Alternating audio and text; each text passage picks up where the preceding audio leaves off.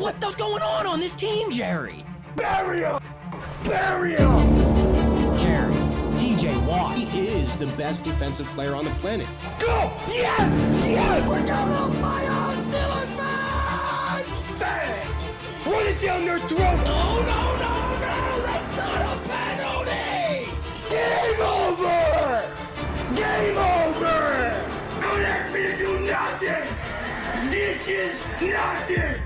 He's aggressive.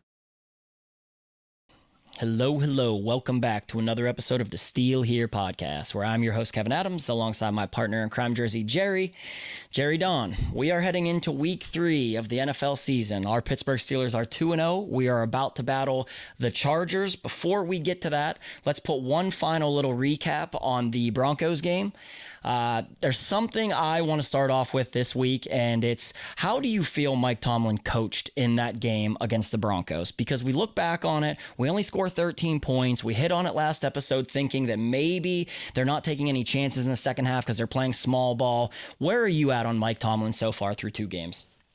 You know, I feel like Mike Tomlin is, putting Fields in a situation to just not lose games. Agreed. I feel like there's not a lot of pressure on Fields. I think he wants to keep it easy. Doesn't want to force many things. Doesn't really want to push the ball in the middle of the field. Yep. So I think he's, being very conservative. And I think you thought about it more. I think you kind of have to be right now. Mm-hmm. You're 2-0. Your defense is playing lights out. And, overall with Tomlin, it's like you're always going to have those calls during games where you're like, Tomlin is a big, let me challenge this play even though it's completely wrong, and then I'm not going to challenge the play that's right. So, sometimes I don't know what to make of Mike Tomlin. That is, to me, that is who Mike Tomlin is. I don't think his in-game management is incredible. And so we were on this show and we say we don't get enough touchdowns. We don't score enough. Fields isn't getting the ball in the end zone. Let me just start by taking us back to the end of the first half, because I watched the game back yesterday, and the end of that first half, and even while watching it in Denver, I thought to myself, Mike Tomlin does not know when to use a timeout. And for the Mike Tomlin apologists, I've taken my foot off of his throat, in the last year, as we've talked to some players, some guys that are really ride or die Mike Tomlin, TJ being one, telling you he's the best coach, he would never want to play for anyone else, and as fans, we don't get it. However, this is the part that I want to put out there for people to see why I criticize him, because these little things add up over the course of a season, and it takes us away from being true contenders if you can't in-game manage. Let me take you back to the end of the first half. So the Steelers get the ball with 2 minutes and 23 seconds and 2 timeouts at our own 30, okay? By the time we get to the 44-yard line of the Broncos, we still have 49 seconds left. Okay, so we're at the 49 seconds left, and here's where Mike Tomlin's clock management goes to shit. The next play is a handoff to Jaylen Warren, gets the ball to the 40 with 44 seconds left. They don't take a timeout. Okay, so you don't take a timeout when you have to. You're at the 40-yard line.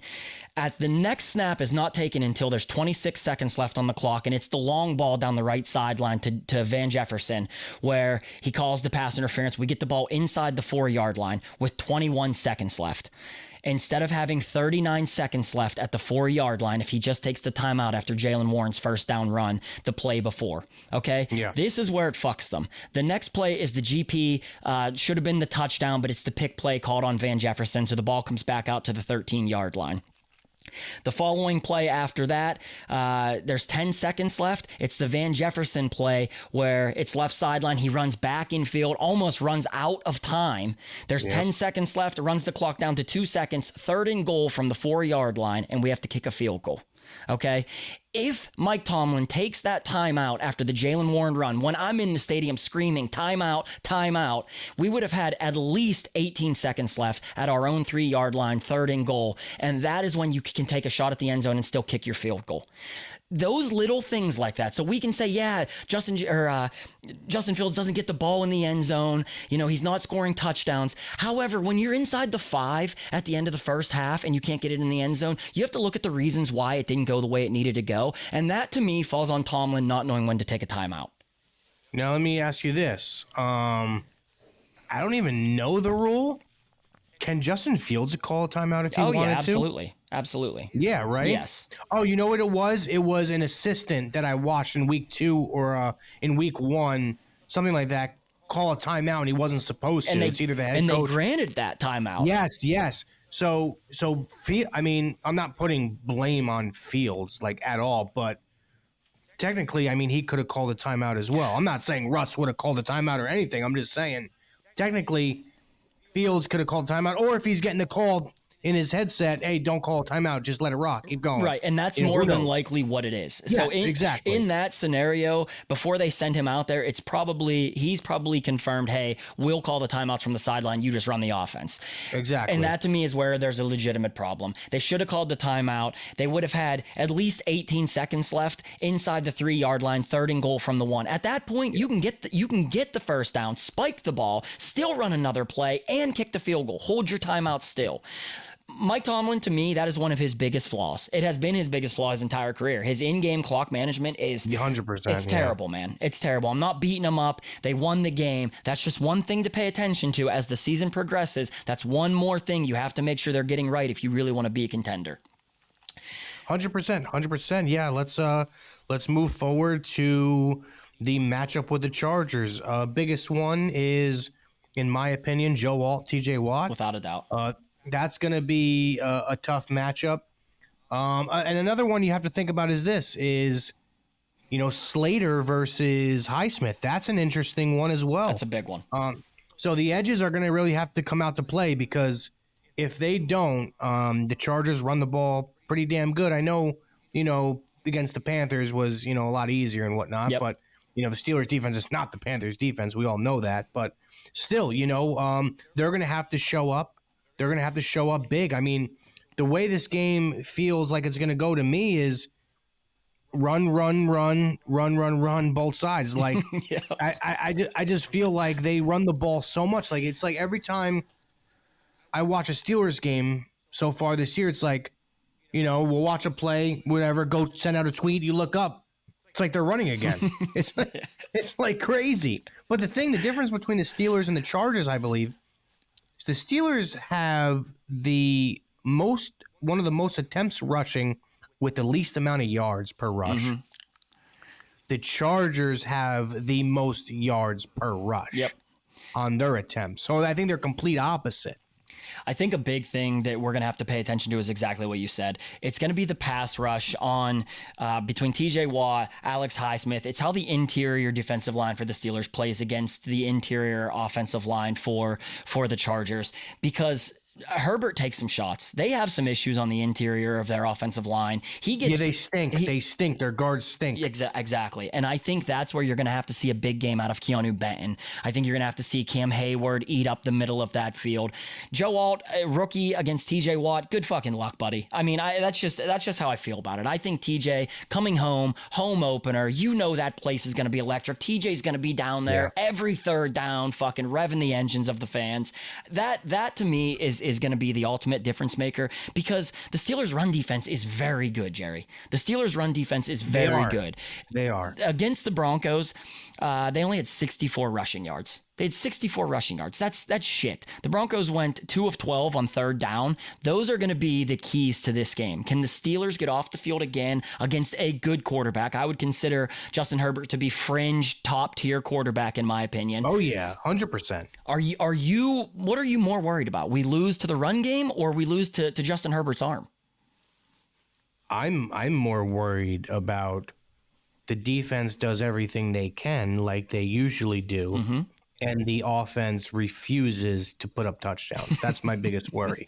I mean, because and I even went back at a couple people in the Steel Here YouTube, everybody makes valid points. Yes, it's a concern of mine. Is it 100% the truth? I'm not sure, but it's a big concern. Fact of the matter is, yes, Steelers defense is the highest paid defense, but there comes a time where you need to do your job on offense, dude. We know listen, at the end of the day, defense let up 30 points in the playoffs last year. If we had an offense that can go back and forth, point for point with these fucking teams, I'd feel a lot better. But at the end of the day, I'm most worried about this game is, can Justin Fields and the offense go out there and put multiple drives together that result in a touchdown and not field goals and not penalties at that matter? So we're going to see. Rusty's definitely, I think, not playing this week. Jerry, I don't know if he's going to play for a while, Jerry. Did you see him practicing today? I mean, he's barely even moving, dude. I know. I didn't think it was as bad as it is. It seems pretty bad. I don't understand. I thought he was going to be. What I honestly thought when this all thing came about, he had the setback. He'll be out for week 1. He'll come back week 2, and that was it. Yeah, but it comes back to the conversation we had a few weeks ago. He had 5 weeks of training camp where he barely practices at all. His first full week of practice going into week 1, he already re-aggravates that thing, man. This is one of those injuries that can just either he's going to have to play through it and, suck it up and if he wants to get out there, or it's just going to linger. He's not going to be able to play for 8 weeks. Like this the thing is weird. One of those injuries that lasts. Kev, is like he's one of the quarterbacks that has played through so many injuries in Seattle that it's like it's something is weird about the whole situation. Like I in the back of my mind, it's like I honestly feel like Russ feels like he can play, but like they're not playing. Like I honestly, the way this whole situation has played out, I really don't know what the fuck to think anymore. He doesn't seem disgruntled. Not at all. That's the thing. He doesn't seem like I would expect him to seem had he be fully able to play. Because before the week 1 game, he tells the coaching staff, "I'm good to go. I can play." Yeah. So what had happened? That was 2 weeks ago now. So if he's good to go 2 weeks ago, hasn't practiced. What did he have a setback, or was he actually just trying to say, "I'll suck it up and play through it"? Are the Steelers telling him, "Hey, we want you to sit back a little bit because we want you to fully heal"? That's what they're telling him. Meanwhile, it's because they want to get another look at Fields. These are all things I can't figure out. I think that I would lean towards that one, Kev. That to me is the only one that makes the most sense, because if the day before the Falcons game, the day of the Falcons game, he can play, that's a week ago, coming up on now 2 weeks before they play on Sunday against the Chargers, and he's still not going to play. And I mean, it doesn't even look like he's practicing half these days. When you see footage, he's barely doing anything. So that to me is like, wow, what the hell is going on with Russell Wilson's calf? Some guy tagged us in a tweet. I don't know if you've seen it. It's like he's just dropping back 2 steps and like flicking the ball and like walking back. Yep, he's not moving. He's not trying to cut, or he's not agile with that calf at all. So that's where, for the time being, it's Justin Fields. I mean, I know we believe that you're going to see Russ possibly against the Colts, but almost definitely against the Cowboys. But at some point, he's going to have to ramp it up and see if his calf can take it. So I think Russell Wilson will play whenever he can ramp it up starting on Tuesday. They usually get Mondays off after a win, et cetera. If he can't ramp it up on a Tuesday, he's not going to play that week. I think every week we do not see that, you're not going to see Russell Wilson. I would agree with that. Now, the thing is, if I'm the Steelers, I don't know if I mean, obviously, depending on how this game goes, I don't know if I want to see Russell Wilson. His first game is against the Dallas Cowboys. That's the thing. Why? I don't know because if I really we have to want score a shitload, or because you're afraid of their offense? I'm afraid of their offense, dude. So you think we have to score a shitload? It's not their defense. Their defense, honestly, is a little bit overrated. No. I think they could put up a lot of points. I'm worried on like if we can really go, drive for drive with them. But listen. I've come to the terms with myself like, hey, he's the guy right now, and that's just what it is, and he's gonna have to score touchdowns. And who knows? Because we don't know when the fuck this guy is coming back, or if he's gonna even fucking play. We just don't know. Because Tomlin does a great job. He's one of the best coaches in the NFL at like just leaving you high and dry with like. He tells you enough, but he doesn't tell you anything. He's a politician. At the same time. That's a politician, Jerry. It's crazy. It's like he does these press conferences for like 30 minutes, and it's like he said so many things, but he didn't say anything at all. I got nothing out of it. That was we don't even know if they're rotating again, the tackles or not. Right. And so I was reading today, Broderick Jones is in very good spirits today, so Mark Kabuli had tweeted he's in great spirits. He expects to see him starting again at some point. Now, which side of the line he expects to see him playing on is going to be a different story. Going back to the Chargers, what do you think we have to score to beat them, Jerry? Like you always say, we got to score points. What do you think it is in your head we have to get to beat a team like the Chargers? I would say between 21 and 24 points this week. I lean towards 21. I have come to terms with the fact that although you and I really want to get our offense to 27 points per game, because historically that is what Super Bowl winning teams, not in the Super Bowl itself, however, Super Bowl winning teams average right around 26 to 27 points per game throughout the course of a season. I don't think we're getting there. I will be honest, I don't think we're getting to 26 or 27 points per game. However, with our defense, and right now the Steelers have, I think, the number either 1 or 3 overall defense, and the Chargers have the other defense. They either have the number 1 or number 3 overall defense. Okay, so it is going to be a battle of great defense and big running games on Sunday. You are absolutely right on that end. 21 to 24, I think, is the sweet spot for the Pittsburgh Steelers. If they can get to 21 to 24 average points per game, I really genuinely, in my heart, believe the way that our defense plays football, that is a 12-win football team. Just the way that our defense plays. Now, you said a few minutes ago that we gave up 30 in the playoffs to the Bills, and we did. And we absolutely did. However, you had a half-ass Cam Hayward who's coming back from the injury, so he's not 100%. No TJ Watt. And Jerry, we know what TJ Watt is. He accounts, in my opinion, for three wins a season. Himself, I think, is worth 3 wins a season, him being on the Steelers. I could even argue, I think, more. Exactly. So you don't have that good. Your best playmaker on defense. Our secondary was dog shit last year. I mean, you have Minka, didn't have a great season. Opposite of Minka, KZ, he's dinged up late in the year. So this year you have Deshaun Elliott. We're better there. You have way better middle linebackers than we had against the Bills last year. Okay, so let's remember that. You don't have Patrick Queen. You lost Holcomb. You lost Quan Alexander. So you have a much better middle linebacking crew. You have another year under Keanu Benton. I 100% think Joey Porter Jr. is an elite. Jerry, when I tell you elite, I'm thinking honestly probably top 7 cornerback in football right now. Is that crazy to he's suggest? He's really good, dude. I agree.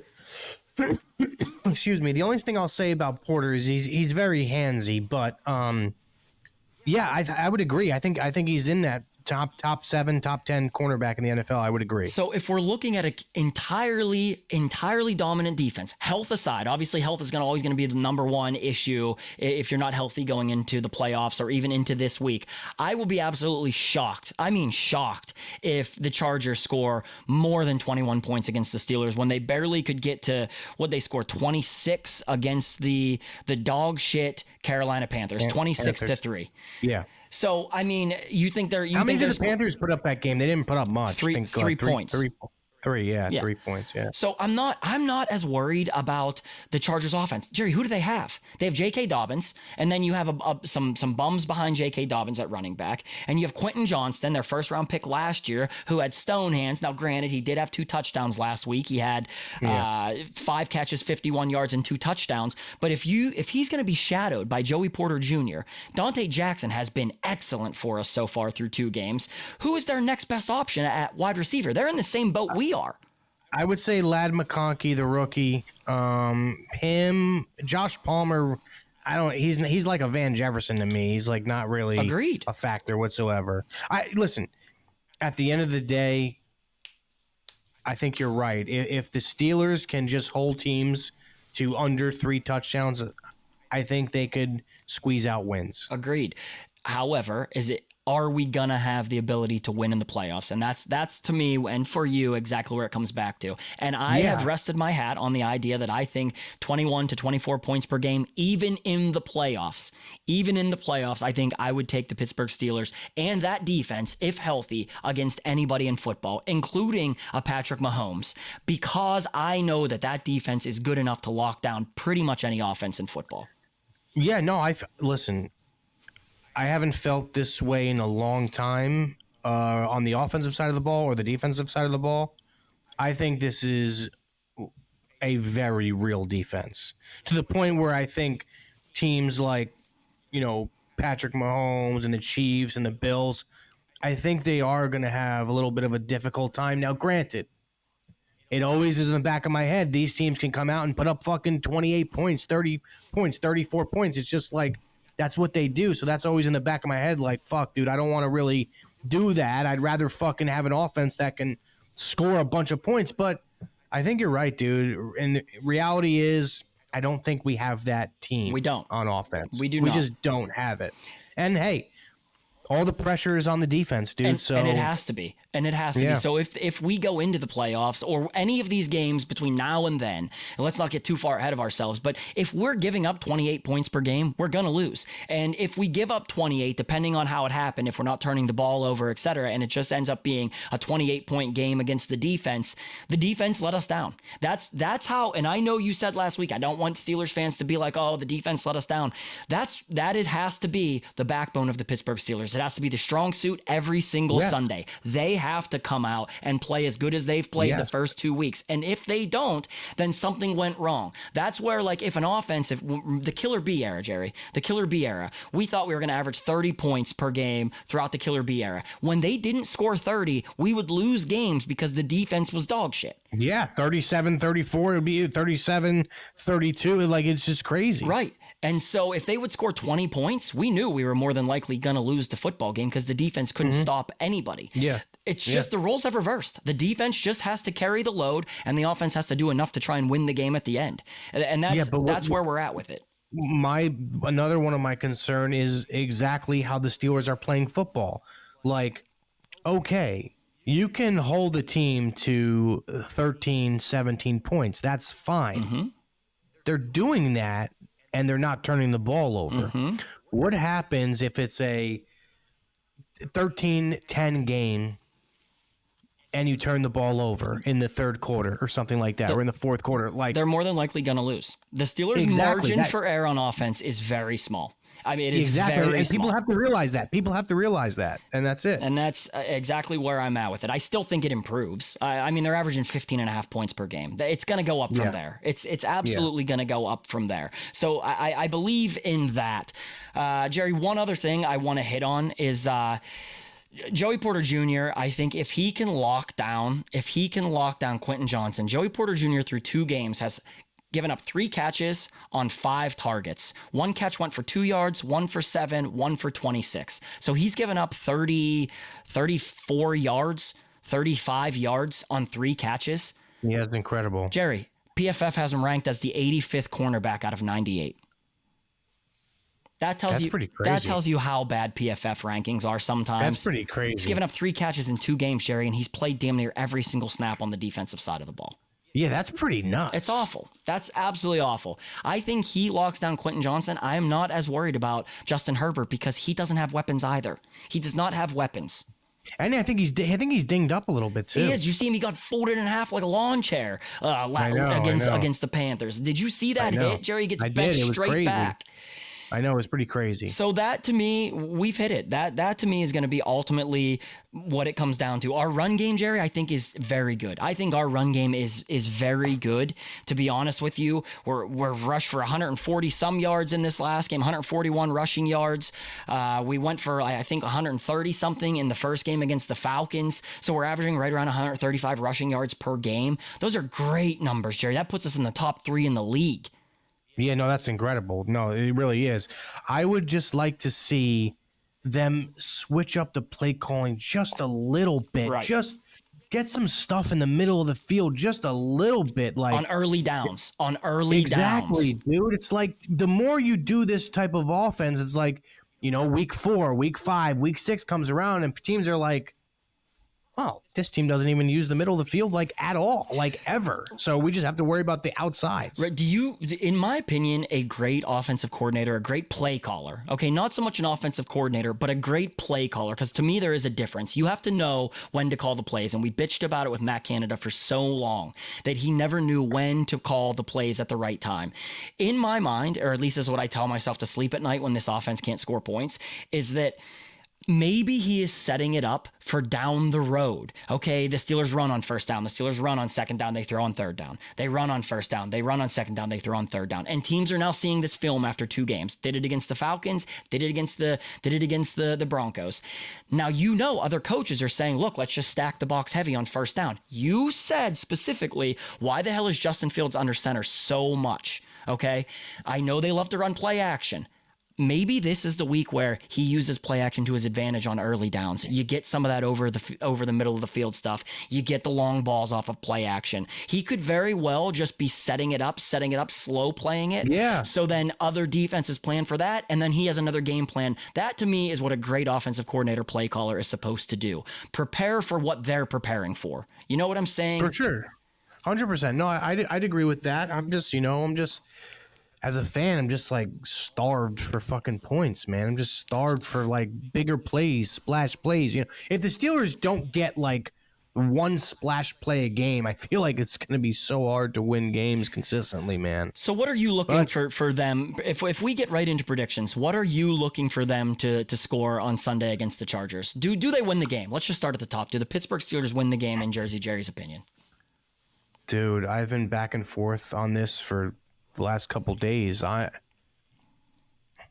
don't want to sound like a bad fan because like I love the Pittsburgh Steelers.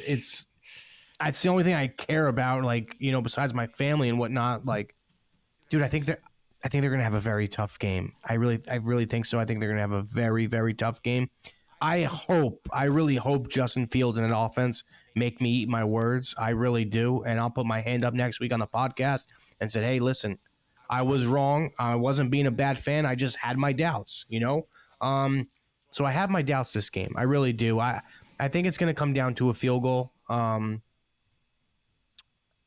will take the Steelers, but I think they're going to score between 18, I'd say between 17 and 20 points. So then what are you worried about? You're just worried about the offense can't score? Listen, I think the Chargers, I'm not going to say this that the Chargers are going to light it up because I don't think they will. We've seen Dobbins, what he can do. Right. He's pretty electric. He can get I feel like the Chargers are going to have that one big run. Herbert's going to have that one big pass. Mm-hmm. And I just hope Justin Fields doesn't turn the ball over and it gives us a chance in the fourth quarter. I think the Chargers are going to put up somewhere between 17 and 20 points as well. Yeah. I think this game is going to go over. I really do. I don't think it's going to be a 13-10 ball game like everybody thinks, or a 16-10 ball game. I think it's going to go over, and I think it's going to be like 17 to 20 goes over the total by a half a point or one full point. Or 21-18, something like that. Yep, and I am right there with you. I have less concerns, though. Like I said, I think our defense, they have me the most optimistic I've been. Jerry, you said best defense in 10 years. I went back and looked because someone on Twitter had said, so you really think that they're the best defense in the last 10 years? Because I had tweeted that. And I went back more than 10 years. This is probably the best Pittsburgh Steelers defense since 2010. And if you look at the reasons why, they're loaded on all levels. Defensive line, rising star in Keanu Benton, Cam Hayward, likely Hall of Famer, okay? TJ Watt, Alex Highsmith on the edge. Two best pass rushing duo in football, in my opinion. Middle of the field, you have a guy who's a very good playmaker in Peyton Wilson and Patrick Queen, who had a much better game against the Broncos. Secondary, back end, you have a rising star in Joey Porter Jr. Dante Jackson is proven and has been elite through the last two games. And Minka, perennial All-Pro. I mean, this is built the same way that team in 2010 was built. You're loaded at every level of that defense. And for me, coming home... With depth too. Agreed. And it's been so long since we've had that on the Pittsburgh Steelers defense. So, yeah, it's the best defense since 2010, in my opinion. And I'm taking that defense every week until they end up showing me that they're not that defense. Because for the time being, I think they win us a lot of games this year. You said, do they have to win us 12 games? They might, but that's what they're built to do. I hope so. So your score prediction is Steelers 21-17, 20 to 17. I think it's 20 to 17, 20 to 18 type of game, something like that. My prediction is the Steelers win. They're definitely going to win this game.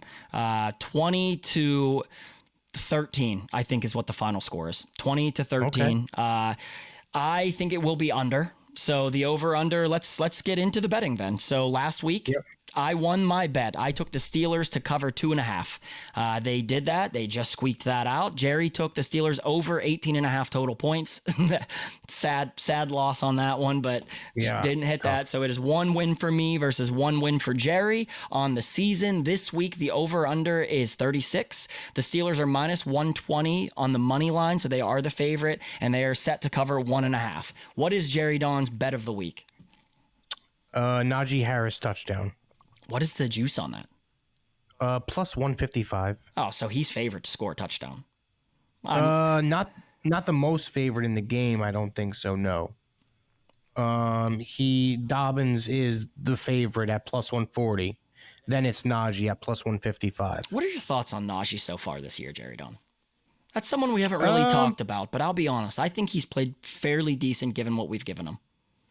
Yeah, he hasn't had those like 14, 17-yard runs like we've seen late in the last couple of years.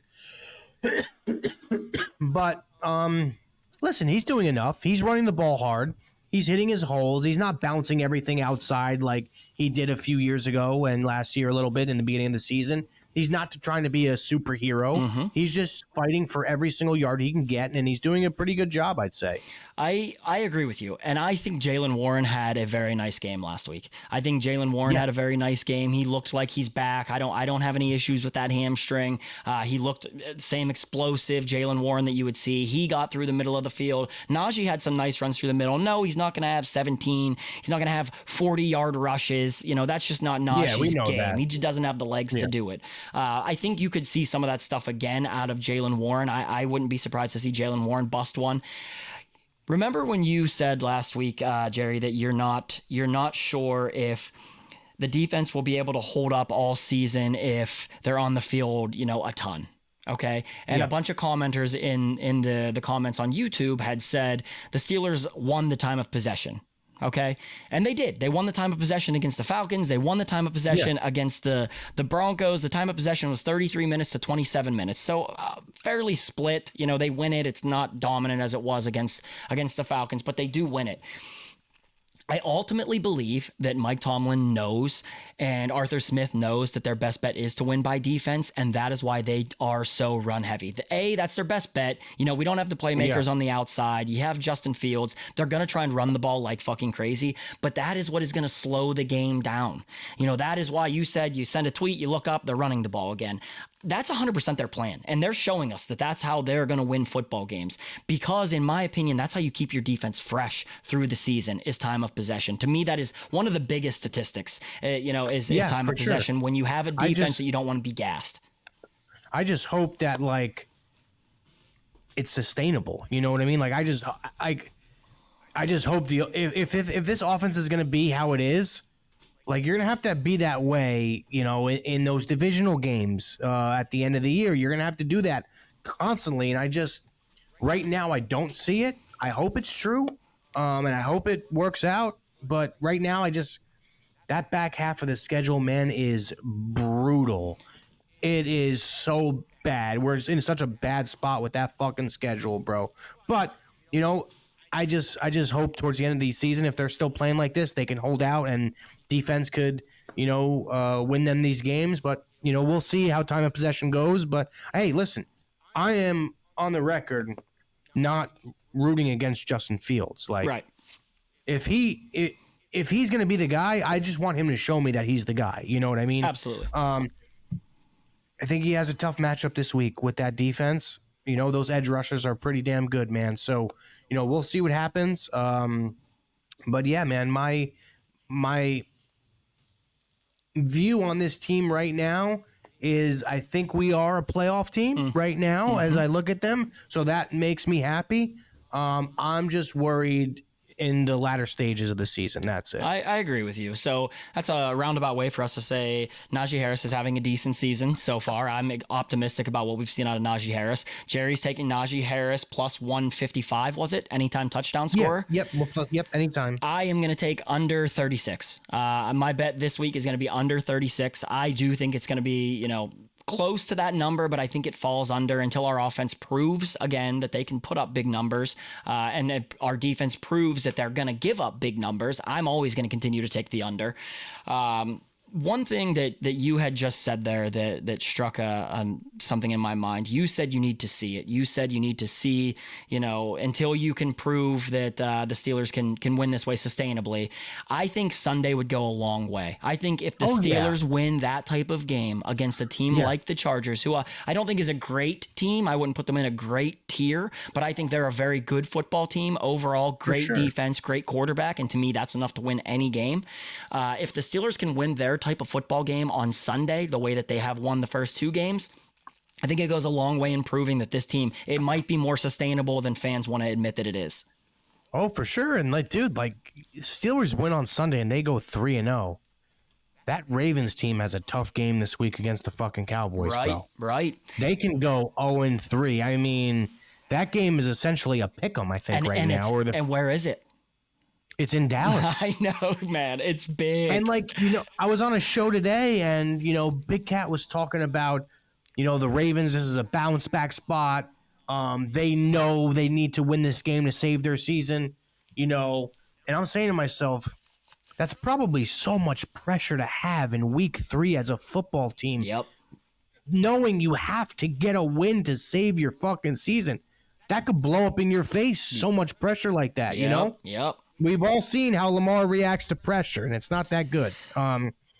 So they can be sitting at 0-3 pretty damn quick. That just works out in the Steelers' favor, especially if they can move to 3-0, which I really hope they do. I think it's going to be a tough game. I think this line should have been a pick'em line. I don't think this game should have been 1.5, but I'm rooting for my Steelers. I hope they get it done. And we'll see what happens. Jerry, I'm gonna read you something because I'm a big fan of stats through the course of history in the NFL because they do tell a pretty big story. Only 6 teams since 1979 have started the season 0-3 and made the playoffs, and it's only been 1 team since the year 2000. Wow. Holy shit. Ravens lose and drop to 0-3 on Sunday. You can say the back half of the schedule is a gauntlet, and it is a gauntlet, but you're already 2 games up on the Bengals, and you're already 2 games up on the Ravens, who have a dogfight against the Cowboys. They go 3 games up. Jerry, 3 games, I mean, that's a lot of distance to close when more than likely we split with the Ravens at worst.